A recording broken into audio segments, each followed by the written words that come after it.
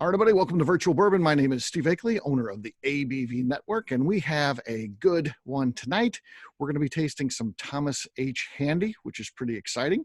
Hopefully, it's one that not a lot of you have experienced in the past, and it's something new. Others of you that have tried it, hopefully this is a nice one to revisit for you. We always like to start talking a little bit about some background, some history, and those type of things. And Thomas H. Handy was certainly an interesting guy. He was born Thomas Hughes Handy. So that middle name, you always see Thomas H., but I found it today. It was Thomas Hughes. He was born April 9th, 1839. He would live until July 24th, 1893. So relatively young man for sure. So just 54 years old. So but he did live a very interesting life. He was born in Maryland. He would move to the South and was living in Louisiana. And when the Civil War broke out, he worked in the Louisiana Artillery Division and fought in the Civil War. After the war, of course, he needed work. So he went to work for a company called Merchant Exchange Coffee House. So that business was established in 1840, and Thomas Handy would join that company in 1850. So actually before the Civil War. So he would fight the Civil War while he was working there, and he was just a clerk when he was there, by the way. So he didn't start out as an owner or anything like that. He was brought in as a clerk, and the owner, a guy by the name of Sewell Taylor, would split the company in half, because what they were doing is it's called a coffee bar, and that was literally kind of a wink wink nod nod type of thing, because coffee bars is where you would serve alcoholic drinks and things like that. So they would serve alcohol at this coffee house.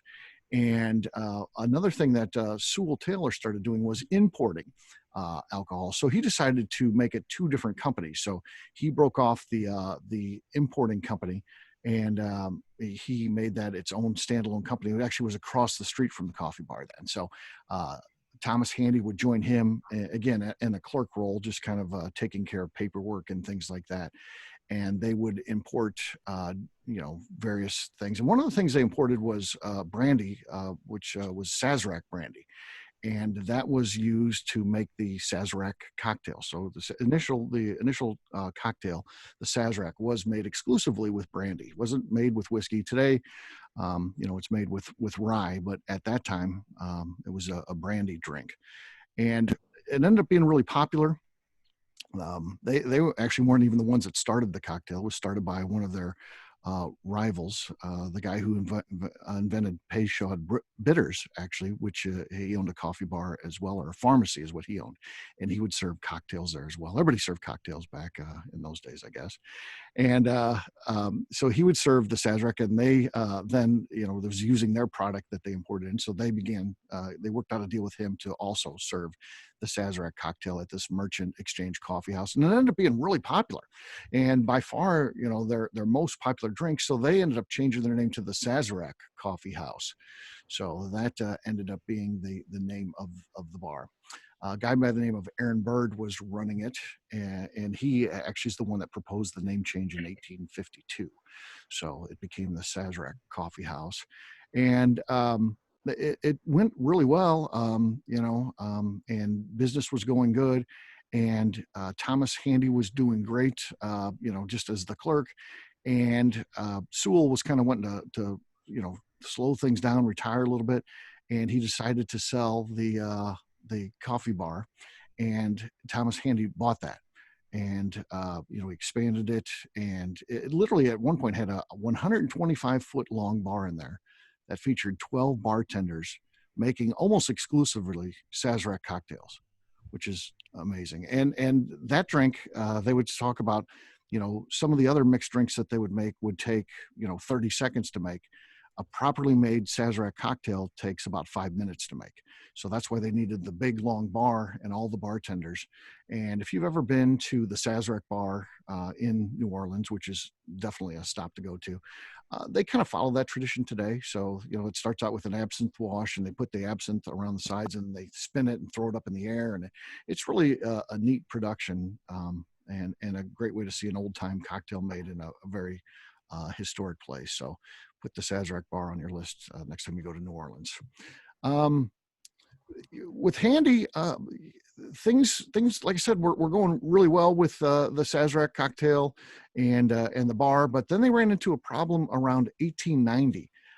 There was an outbreak of something called, and I'll probably butcher this, but phylloxera, which was an epidemic of aphids infestation in grapes in Europe.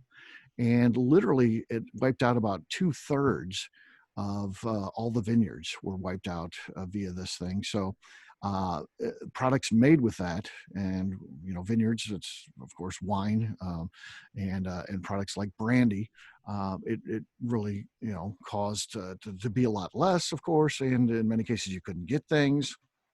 um, Prices, of course, go up when that type of thing happens. And if by the way, if you're from Missouri, you say Missouri saved that because they ended up crossbreeding the vineyards that were still viable with American bred grapes, and it made for a stronger a thing that was able to fight off these aphids.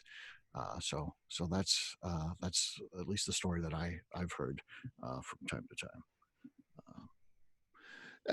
So yes, go ahead. Did someone say something? Oh, maybe they just didn't know their mic was on. But after that, Thomas Handy decided he couldn't get the Sazerac brandy, so they had to make a move. Obviously, he has a bar that almost exclusively sells Sazeracs. He can't get, Sazerac brandy, so he elects to start making them with rye whiskey. So that is why ultimately would lead a product to be named after him. Because the fact that he substituted rye whiskey for the brandy, and it ended up being even more popular.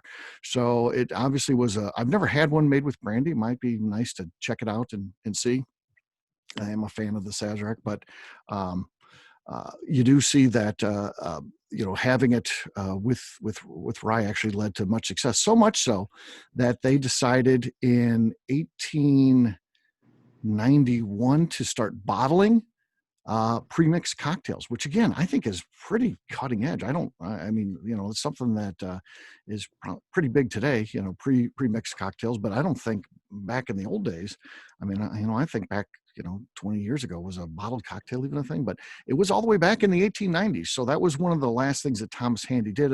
Like I said, unfortunately, he would pass away in 1893.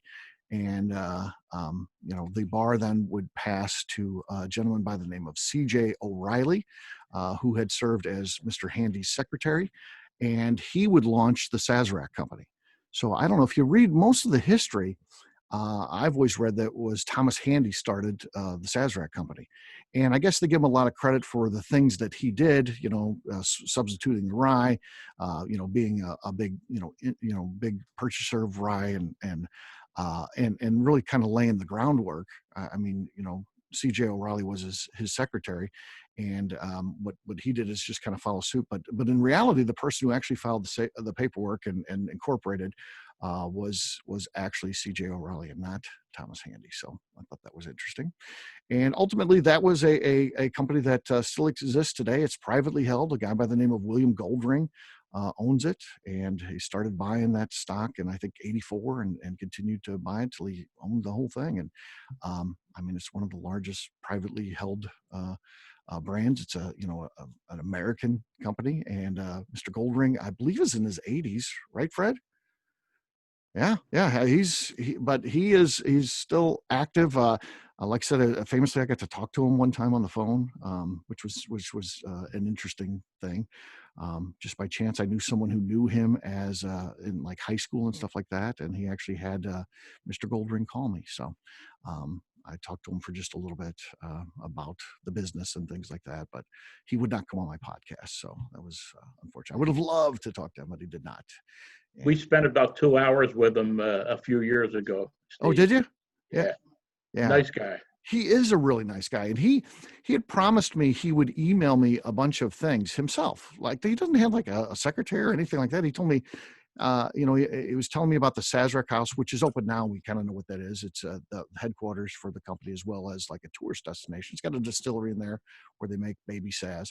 But he was actually telling me about that, and he was telling me he'll send me the blueprints and stuff like that, because they were working on it at the time. And he did, and it was all from him. He literally emailed me all that stuff himself, which was pretty cool stuff. Another just interesting fact about the Sazerac company is they did stay in business through Prohibition. So it's always interesting what happens to companies that sell alcohol during Prohibition.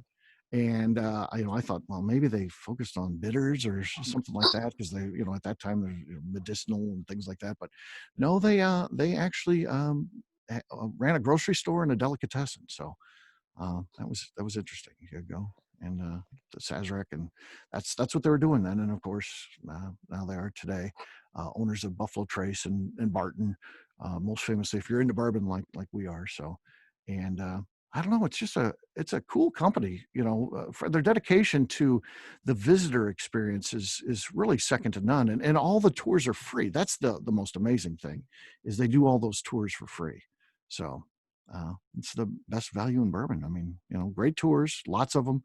How many different tours do you have at Buffalo Trace, Fred? Oh, you're on mute. There's about 5 different tours now. We cut out a couple of them because of the coronavirus, but right now we're running 5. Running 5. Okay. Mm-hmm. Yeah. And any personal favorites? It's between we're not doing the Hard Hat tour, so my personal favorite is the E.H. Taylor tour. The E.H. Taylor tour, yeah, that's a cool one for sure. Mm-hmm. Yeah, I think I've done them all at this point. At least I try to do them all, and unless you guys add something at some point, then I'll go and do that one too. I liked the Life of the Barrel tour because I got to go into the Rick House where they had all the old Pappy barrels and stuff. Mm-hmm. I thought that was cool to see. It looks kind of like you would think it would. Barrels that are, over 20 years old, and they just look all just kind of beat up and old, and cobwebs on them and stuff. It was cool. I don't know if they're just staged that way, where they put the nasty ones right there, or there's just a lot of them in there like that. I don't know, but it was cool for sure. And yeah. So and as you're breathing that in, you're thinking, oh man, I'm just breathing in 6 cents worth of Pappy Van Winkle there. So yeah, pretty cool stuff. So that's a little bit about the background of Thomas Handy, and not a lot of information about him out there. Just the general stuff that I talked about. Not a whole lot about his life or anything like that. So, but it's an interesting guy, and certainly set the stage work for a great company. Here's a look at the bottle that we got this from tonight. I got this from Total Wine a couple years ago. This comes in at 128.8 proof. So, and it's always a barrel proof offering, Thomas H. Handy. It's a rye, as we talked about, and I don't know. It's one that seems to be kind of up and down year to year. There's some, I feel like there's some that are consistent, like William LaRue Weller, I think is usually pretty consistently good in my mind. George T. Stagg, consistently good. It feels like the Handy one kind of goes up and down. So it depends on the year, and it's never bad. It's very, very good to great. So yeah, we'll see what you guys think of this one. So let's get a pour of this.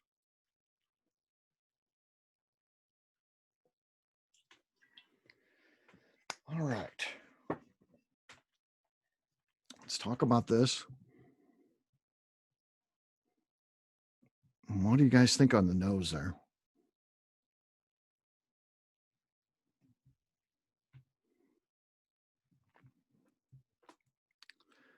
Feel free to either use the chat or just open up your microphone if you like and talk about it.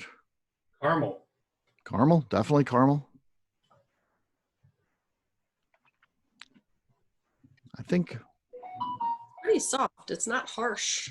Yeah, I would agree with that. I would also say, you can disagree with me, but I would say, typically something you get with rye is not usually kind of fruity notes, but I think there's some fruity notes to this one. Yeah, some pears or apples. Pears or apples, definitely. Yeah. One thing about Thomas Handy specifically, I don't know if it's the rye, but I always smell lavender. Lavender. Okay. Yeah. 2019, 2018, and 17 all have the same, that lavender-ish smell on the when you turn your Glencairn on the side. Okay. Interesting. So, Rob said orange marmalade. Yeah. Oh, you even get like a little grape note to it. It's something that you don't normally get Citrusy. from a nut. What's that? Citrusy too, a little bit. Yeah, citrusy. Yes. So a lot of unexpected notes on the nose there from a rye. So let's give this thing a taste, and then let's talk about what it tastes like.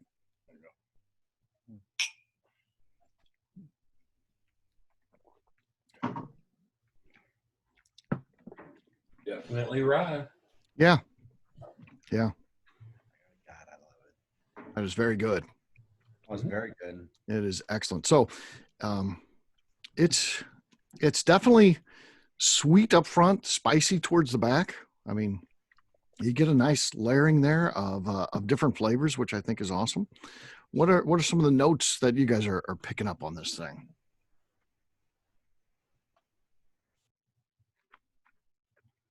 Very viscous. Mm-hmm. Yeah. Yes. Yeah.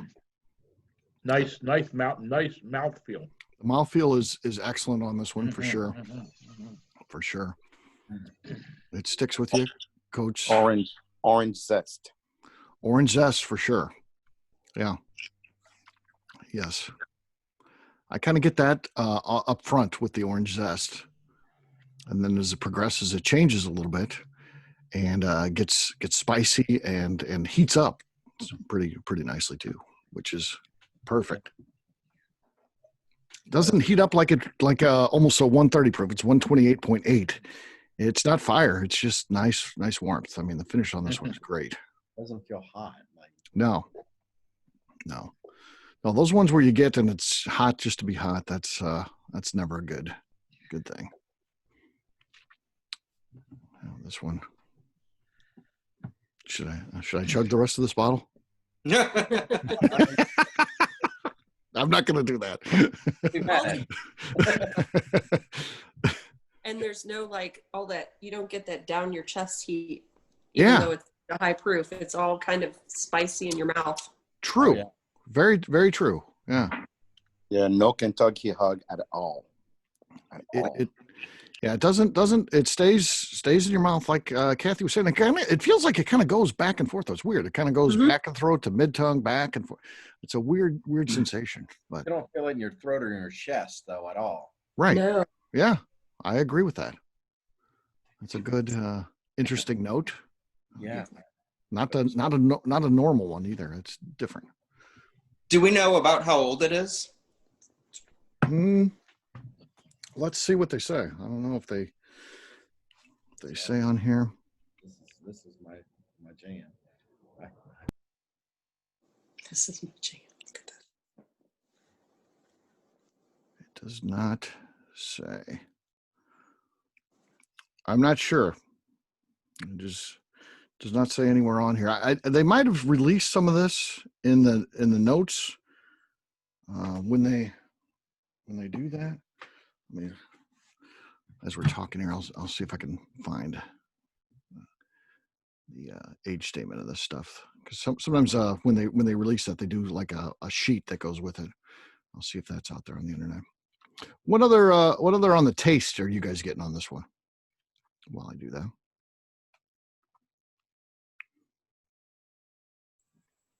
Jack, what are you getting there, man? You usually got. No, so far is for being a rye is also a little tannic. Like you get a little bit of that sourness when you let it sit a little bit in your mouth, almost like an end of a wine. Right. Yeah. So there's a little sourness when you let it sit on your tongue for a while, but I think it's overshadowed by the spiciness of the rye.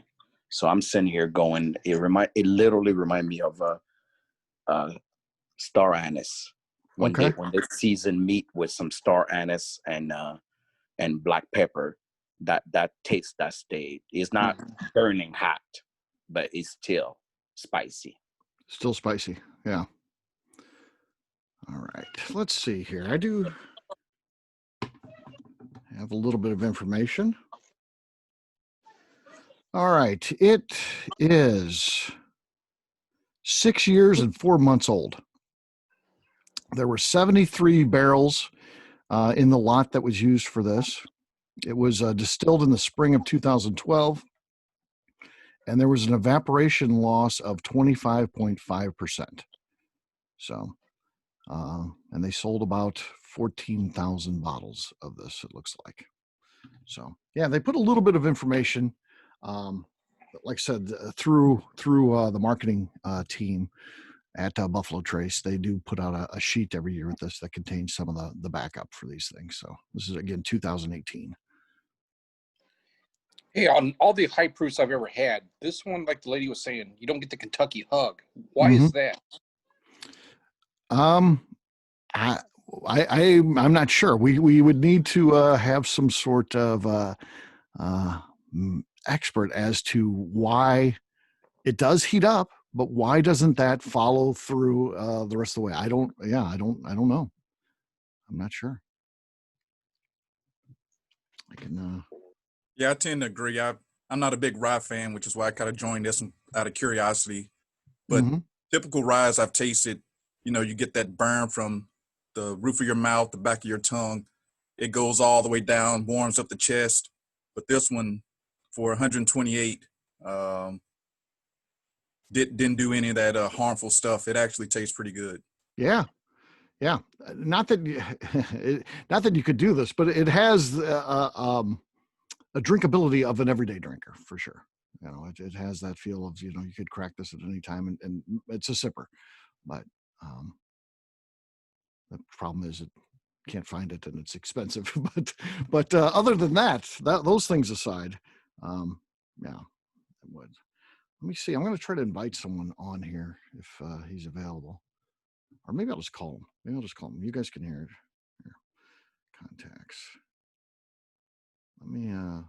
I'll see if I can phone a friend and bring in an expert. All right. Let's see here. Now, he can't hear you guys because I'm listening through headphones. You can hear him, and I can relay anything. But let's see if he answers.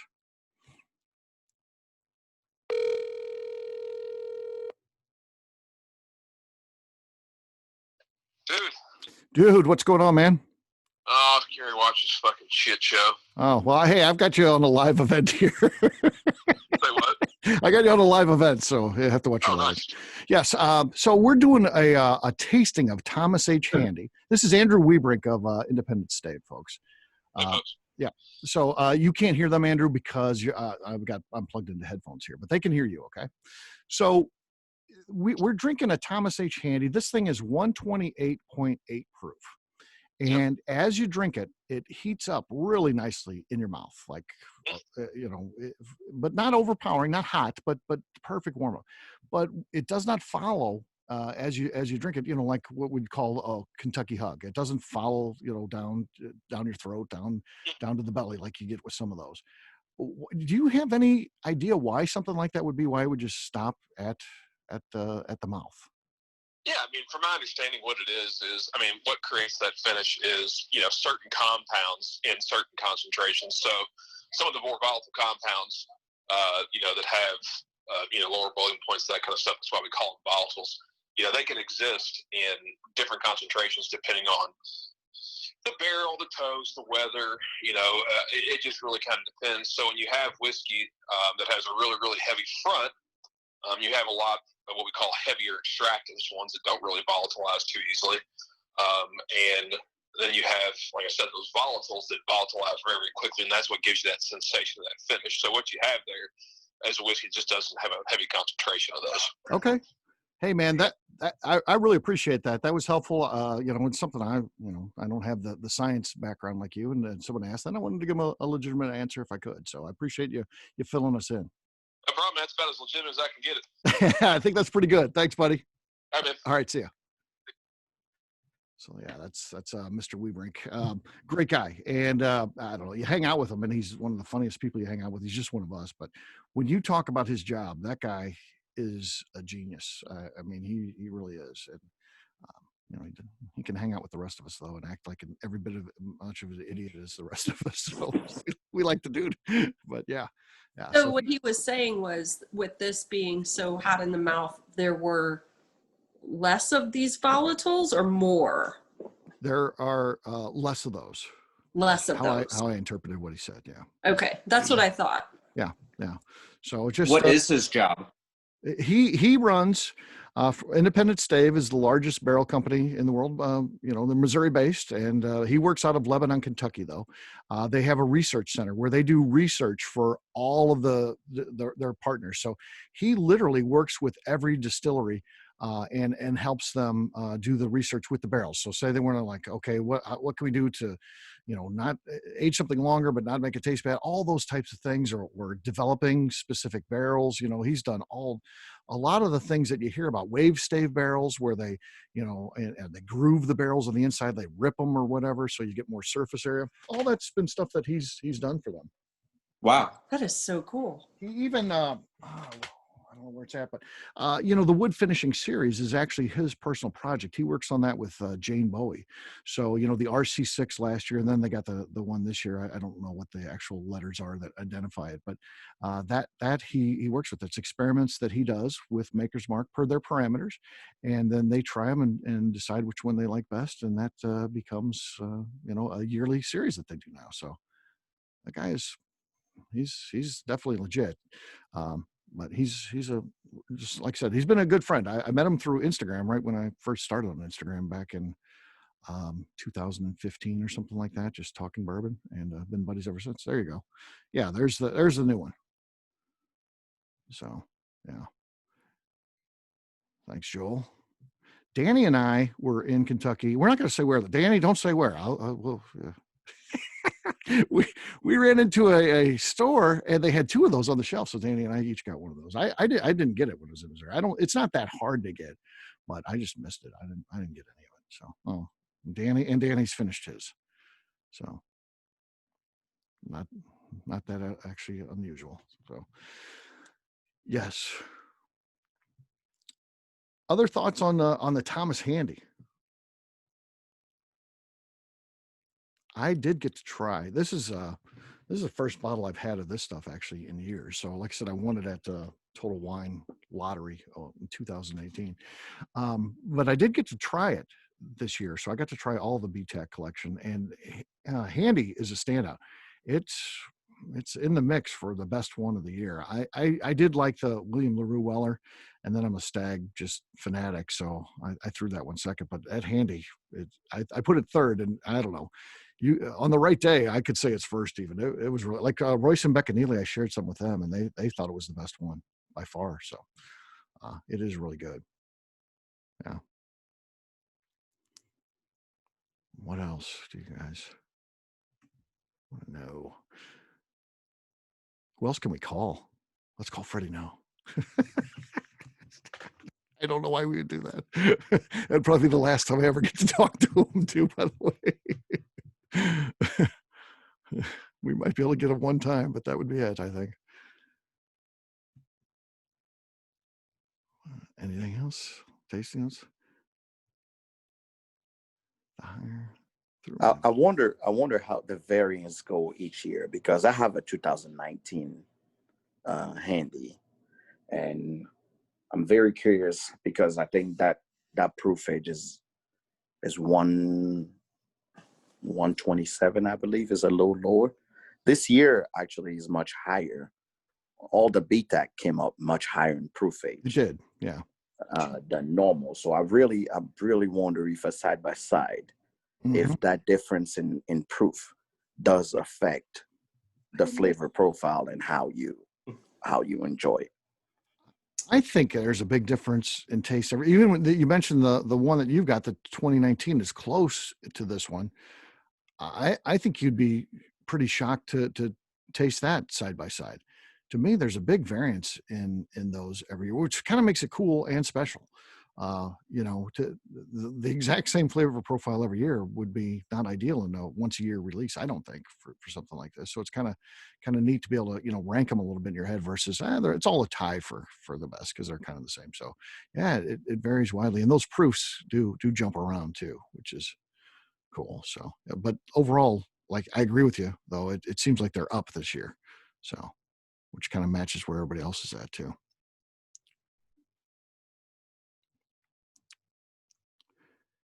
Is it opening up? So getting into asking about it as it changes, and it will. They say that you pour it in a glass, it will change for about 15 minutes, is my understanding, and then after that, it kind of stabilizes and if anything, after say 15, 20 minutes, it's going to start, if anything, dulling out a little bit. So and that happens. It happens to all of us, right? We pour a glass at some point and go to bed or pass out. I don't know, whatever you want to say there. And yes, then you get it the next morning and it does taste a little different. And it's probably not quite as good.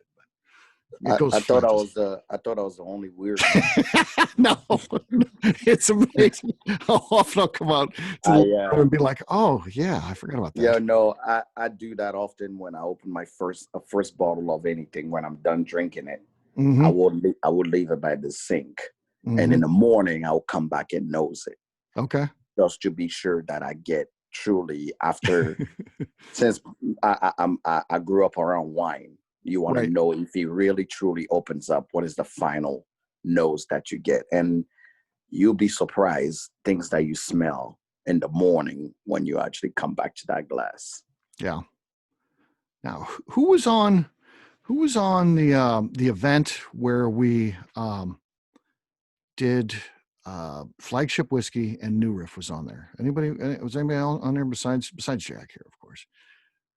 So Jack hit it off with our buddy Jay Erzman on there, and now he got invited to a New Riff barrel pick just from our event. How about that? That's the ultimate, isn't it, Jack? You know, that's the craziest thing ever. He didn't invite me. It was just I like to say stars aligning. Yeah. A friend of mine in Ohio that always find me bottles that Ohio release group was going. And he was trying to talk to me about scheduling.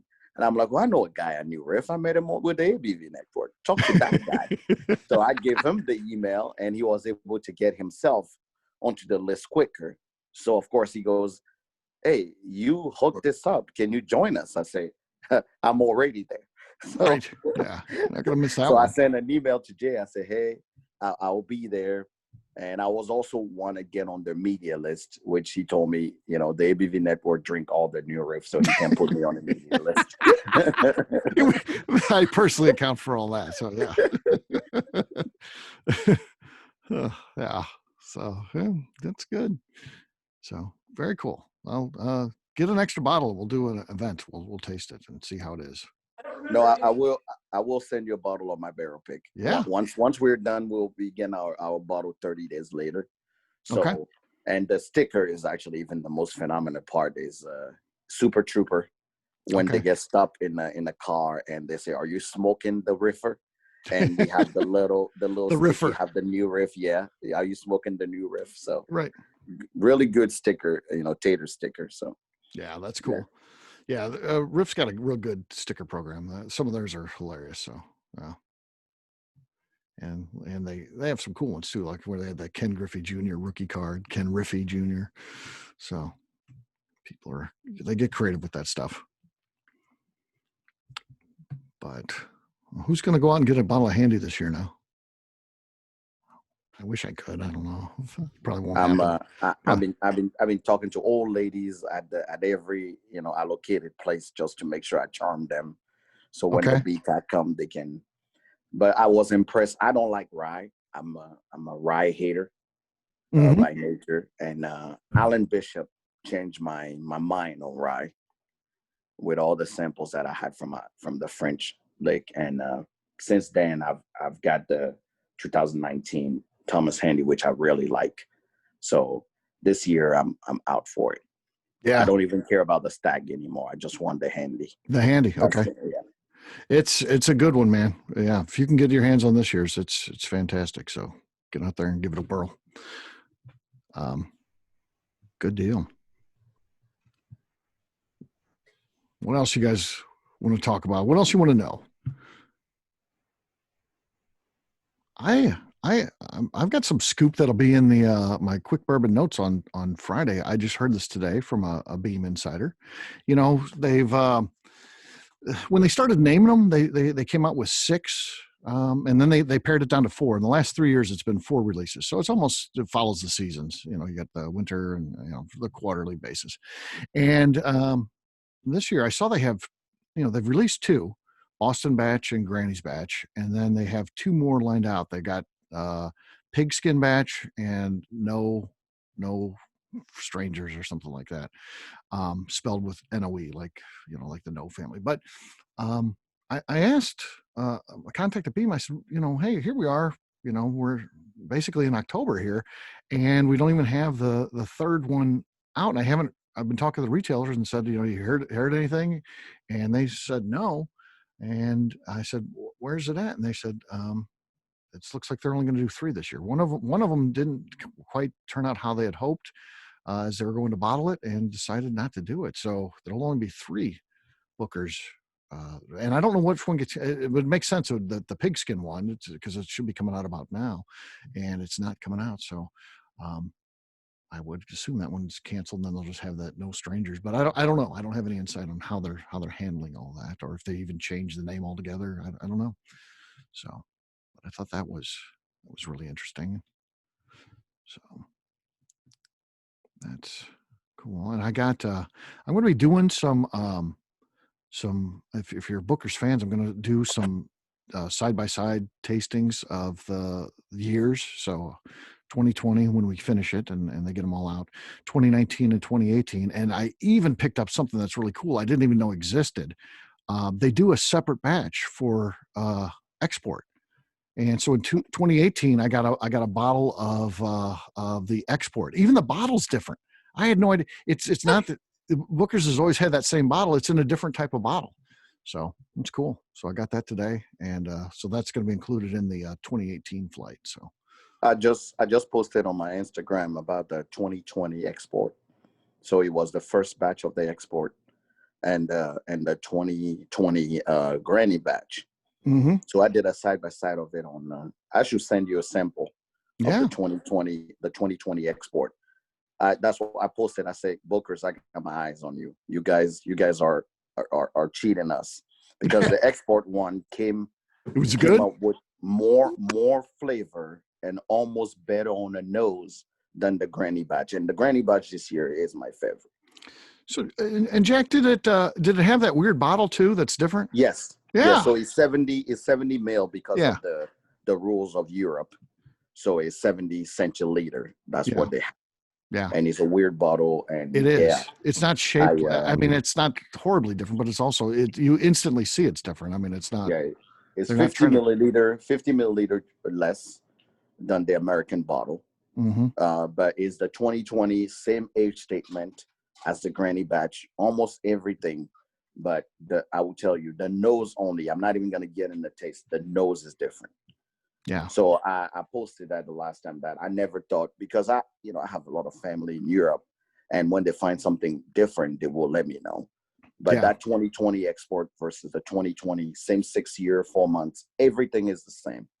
But I'm telling you, it's off. I should send you samples. You will think it's 2 different Bookers that you're drinking. Okay. Yeah, I'd like to do that. And again, that's what we're going to be doing with the 2018 one. So again, that's something I was familiar with. I don't know a whole lot about the export market, and it's interesting to find out when they have these things that are different. And it's like, we should get some of that too. But and I guess we're getting a little bit of that now with Buffalo Trace, the straight from the barrel and gold, if you can find it. But stuff's tough to find.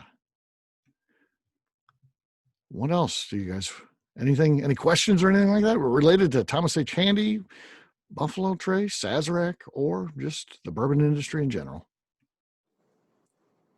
Well, we've switched to Jim Beam for the moment. So I saw something about Larent or whatever, and Legent. They dropped a new brand that sounds very interesting. It's like a Japanese American blend or something. Yeah, and it's going to be under the Legent name, under that. Yeah. Oh, cool. Well, I don't know. Yeah. All right.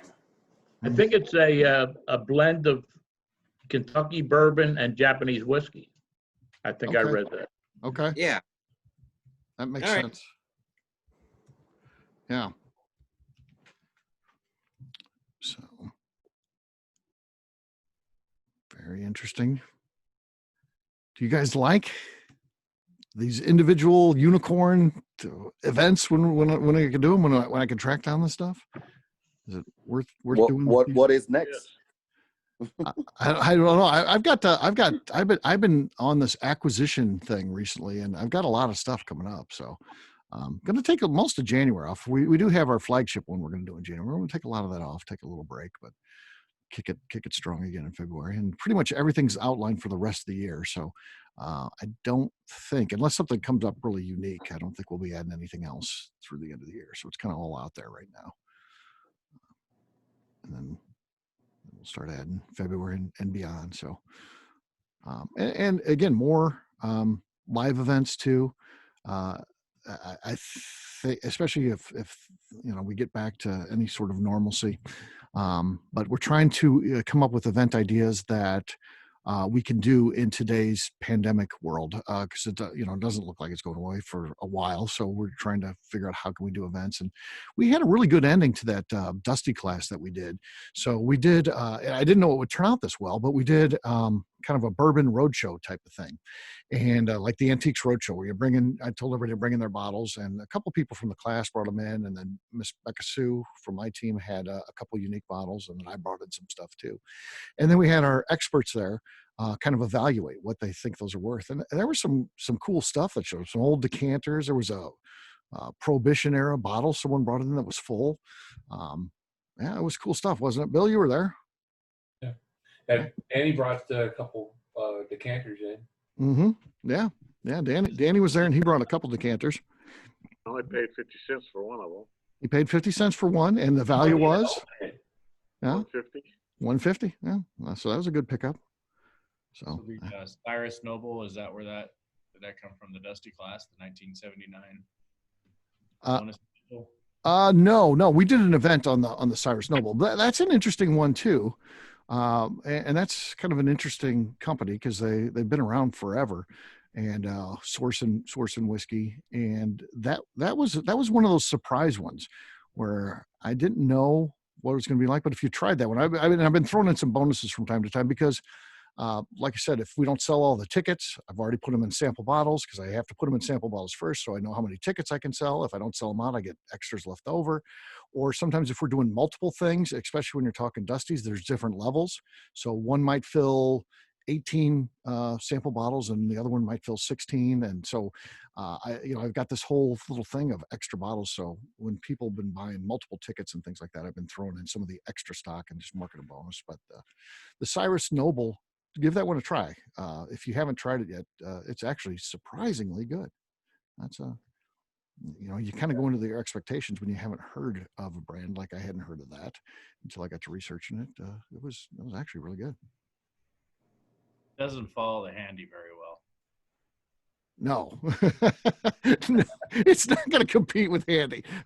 You're right. I'm having it right now in my box of Steve samples, and it is terrible following the Handy.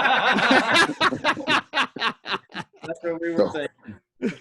Well, I know you say it doesn't taste bad, but after the Handy, definitely tastes like the redheaded stepchild. Right. We'll go back to when we had Freddie Noah on. He says there's nothing he hates more than when someone's evaluating something like a Jim Beam white label and then comparing it to high end stuff, and it doesn't taste as good as that. He's like, it's a damn bottle that costs $13. You need to compare it against fellow $13 bottles. And he's right. We end up comparing everything to the best whiskey that we had, or in this case, a very good whiskey that we just tried, and most things can't live up to that. So it makes sense. So what were the events like pre-coronavirus? KK and I got started with y'all during this fiasco. So Did you get together and do this? yeah, was this a live type thing? And no, before the coronavirus, we were trying to get more and more into live events. So there's been this kind of a little bit of an evolution with the company. So, you start out and you're doing podcasts and you start building up an audience, but there's no face to your audience. Now, you interact with some people on social media, but there's never a way to get to know the fans of what you're doing. So we decided we would start this club with the whole idea that the value of the club is we get to know and interact with people. We then start a Facebook group, and you pay for a membership. So it's not just like joining a Facebook group where it's just, okay, I'll click on that. I may or may not even participate. We know that the people that have paid to be in the club that we're in are actually true fans. So it helps us in marketing to them and appealing to them and having a group that's dedicated just to interacting with them. So that was really the first step in doing those type of things. And then we rolled out, and the first events were scheduled for March, but we rolled out a live events company. We thought that's the next thing. Now that we have an idea who our audience is, we're going to do a lot of live events and bar crawls and educational classes and all different kinds of things to interact with those folks. And then pandemic hits that same month and all of our events got canceled. And along with a lot of other things, bad stuff happened to us. You lose sponsors that are dealing with their own issues with a pandemic, and a lot of our support comes from Patreon campaign, and we lost a lot of Patreon people. So it's like either we need to figure out how to exist in this environment, or we'll be going away.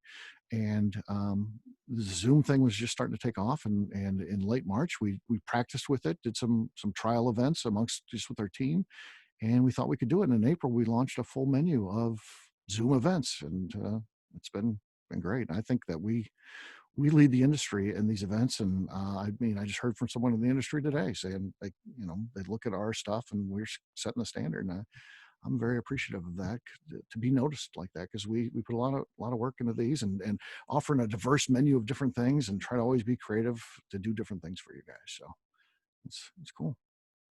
So that's how we got. And I'd like to get back to doing live events, but we'll always do these things as well. So these don't go away now. What other questions might you guys have?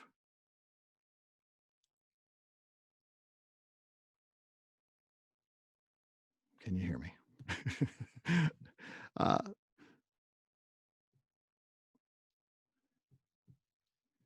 I locked up?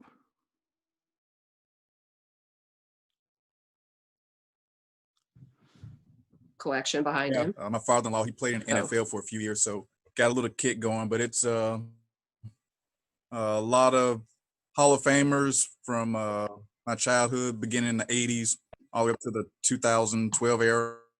About 90% of these I've collected, got them signed in person, including the Muhammad Ali behind me here. So very nice. I got see who else? Pele. Pele. I got a couple of Scarface signed by what's that? De Niro. Who else? Chino? Yeah, I got all types. I'm gonna spin my camera around here just so you can see the. I haven't heard the name Pele in forever. I know, right? That's just some of my basketballs and footballs signed by some of the greats: Kareem, Dr. J, Joe Green. I got the basketball up here in the case signed by the Dream Team. Wow. Nice. Yeah. Pretty awesome. Got 2 gloves, one signed by Muhammad Ali, one by Joe Frazier. I got Mike Tyson, Jones Jr., Floyd Mayweather. I mean, I got a lot down here. Hope it's insured. It is, trust me. And then I got a lot of stuff in storage that I just haven't brought out yet because we we move every 3 years, so there's no need to pull everything out, just to pack it up and move it again. Mm-hmm. Yeah. I did a 20-year stint in the moving business, working for United Van Lines and Mayflower Transit. But glad to be out of that. I'm glad I no longer have to move around. Yeah. Yeah, it's tough. Steve, you got me really curious. I came down and poured the 2019 just to actually have a side by side. Okay. The 2019, for some reason, is stronger on the nose.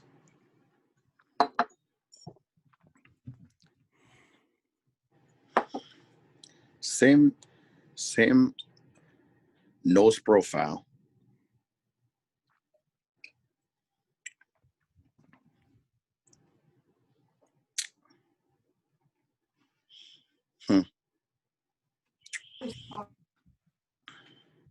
Very similar, but that lavender smell that I was talking about is quite accentuated. That funk is much higher on the 19. Mm-hmm. I have a friend who does not like the 19. Very strongly adamant against it. Yeah. For what it's It worth. is. I don't know that I've tasted it. No, the 18 definitely is softer as far as profile. You can really identify everything on the 18. But the 19, that spiciness that we were talking about stays in your throat. It doesn't dissipate. It stays in your throat. So here's the important question, Jack. It all comes down to this. Which one's better?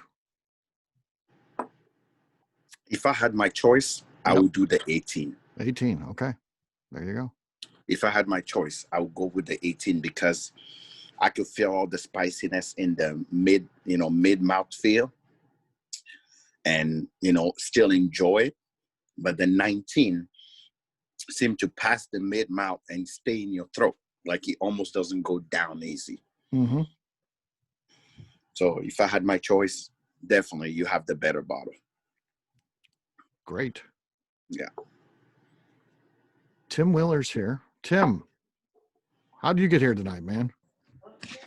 He's in Alaska, so normally he's working when we're doing these. So how did you make it on here? I got off at 4 and rushed home within 10 minutes. I got on here. Good. Well, welcome and glad you could be part of the live event this time. Yeah, this might be the last one because I got to go back to working 9-hour days. Oh, that's a bummer. But it'll be dark all the time there, so it's might as well, right? Yeah, it's getting there soon. Snow's coming soon.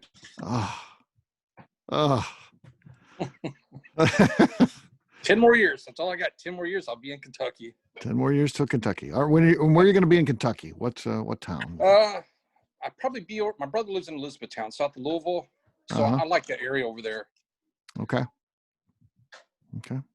That's good. I like Kentucky as well. It's better than Indiana. Better than Indiana. Yeah. Yeah, because I'm from Evans. So yeah, Evans, my hometown was nothing but meth heads. Huh. That's too bad. Yeah. Danny and I hung out a lot this weekend. We were at the class together, rode up. We got there at the same time on Saturday and hung out. Found some property for me to buy. Yeah, found some property for Danny to buy. So. Didn't you stay with him in his Yeah. We stayed at the distillery. It was fantastic. We had keys to the distillery. I'm going to sign off here. All right. Thanks for attending, everybody. And I'll tell you guys how it really went as soon as they turn off the recording.